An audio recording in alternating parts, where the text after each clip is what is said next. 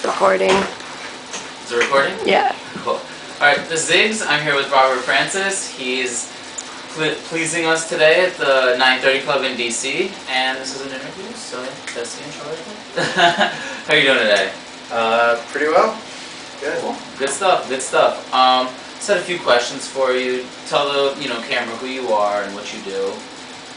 I'm Robert Francis. I'm a rock and roll musician, singer, songwriter.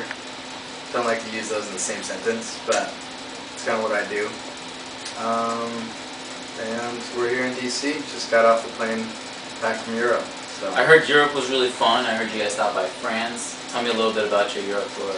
we did 2 shows in London, 2 in France, 1 in Amsterdam, and then 1 in Hamburg, Germany. What was your favorite country to play in? I like Amsterdam because everyone's really vibing, you could say. Yeah, you hear the cafes are just magical. Pretty amazing, yeah. And those venues are about 2,000 seaters, so it's pretty. That's tight. That's pretty tight. good, yeah. Do you think that the world is going to end in 2012? I saw it in 2012 the other day. How was it? I mean, if people keep making movies that are that bad, probably, because someone will have to, end the world, or else I'm gonna go insane. No, I don't think so. I think everything's gonna be fine. Do you think it's going to cause an epidemic, being that they made this movie, everyone's making such a big deal of it? What do you think's going to happen? I bet nothing's gonna happen. Just like the year 2000, when nothing really happened. Yeah. But maybe I'm wrong.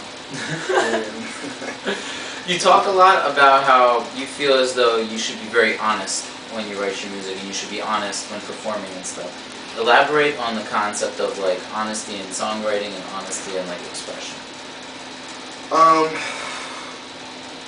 mean, depending on what type of music you're making, I think all music should reflect some kind of honesty, and I think that varies between different genres and different artists. But for me, the reason I make music is to just sort of help express the inner turmoil that sort of haunts my psyche, and I just relay that in song, and it's just comes out honest. That's just the way it is for me. So I couldn't imagine writing any other way. Yeah, definitely. What did you dress up as for Halloween? We just played the part. We played ourselves, sort of tired. We played up the fact that we were on tour for a really long time. What'd you do? Where'd you go? We were in Toronto. We were in Toronto on Halloween playing. We played on Halloween with this band, No on the Whale, and all the kids were dressed up, and everyone was puking on the floor, freaking out and having a blast.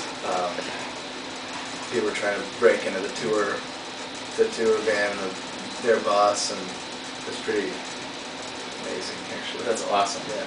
What's the craziest thing that's ever happened to you and potentially your band, either before, during, or after a show? I want a wild and crazy story. Unfortunately, if I were to tell the stories, I'd just end up going, let's just say my mother would not be happy. Let me get something juicy enough for, I don't know. I guess what ends up just being that I start to worry about is, if you, there's got to be a point where we as a band will get in trouble, because if you keep living life sort of the way we do, and throwing caution at sort of every wind, and really just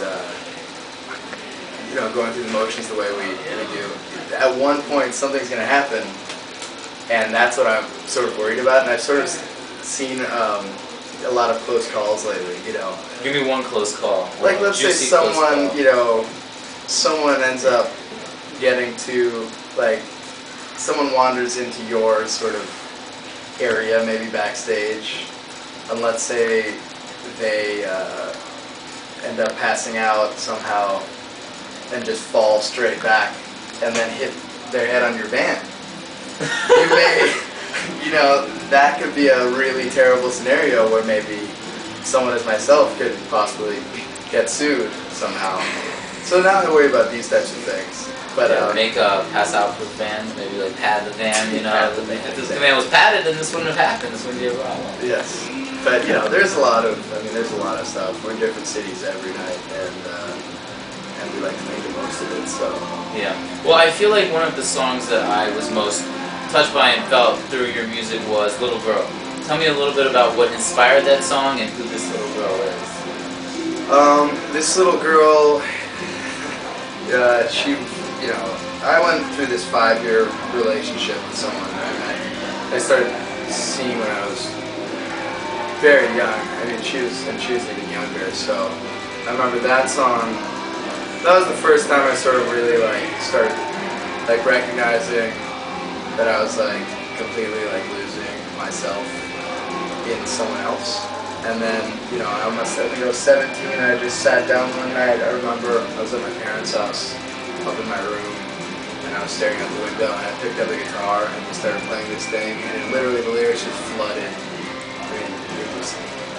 So it was like the first true romance you had, the first girl that you really truly fell for? Yeah, first and last, I'd say. I mean, I think you don't really let yourself fall in love again if you've had something that sort of serious. I mean, everyone's different, I mean, sometimes it comes and goes 3 times in a year, sometimes once every fucking 10 years, you know what I mean? It's just you never really know how. You don't really find it or find it, you know what I mean? Yeah. Last question, I guess. Tell me what really inspired you to start your musical career. At what moment did you feel like I want to do this with the rest of my life? And also, who are your main inspirations in that kind of There was a series of things that made me want to pursue music or a life of traveling, and that was when I was maybe 6 years old. I read the book Where the Red Fern Grows. It's about a man and his dog, a boy and his dog, whatever. And that sort of gave me this understanding of freedom and what it sort of means to be alive within nature. And then there's the second thing that happened, or I watched this movie by Wim Wenders called Paris, Texas, and it's this traveling movie about finding something within yourself that you don't necessarily know is there, and discovering, looking for lost love. And I watched these things when I was fairly young, 10 years old, I remember, and I sort of became obsessed. It catapulted myself into this obsession with traveling. And around that same time, the role with Harry Dean Stanton, it was his birthday at this club in Los Angeles called The Mint, and I was there when I think it was 10, and he was singing. He was drinking scotch, and he must have been, he's in his 50s, and his guitarist had caught me earlier noodling outside on his guitar, and it was their encore or something. And the guitarist motioned for me to come on stage with this big burly man with this huge hollow body guitar over me. And I grabbed it and started soloing. And as I started doing that, Chaka Khan, this legendary black soul singer, it's just marched on stage. And then I was just looking up and playing with these heavyweights. One legend of film and one of music. And then from then on there's nothing else that a kid wants to do. That's great. That's great. So, Alright, well, thank you for talking to us. This is Arbor Francis with WMC 88.1 FM in College Park Lake.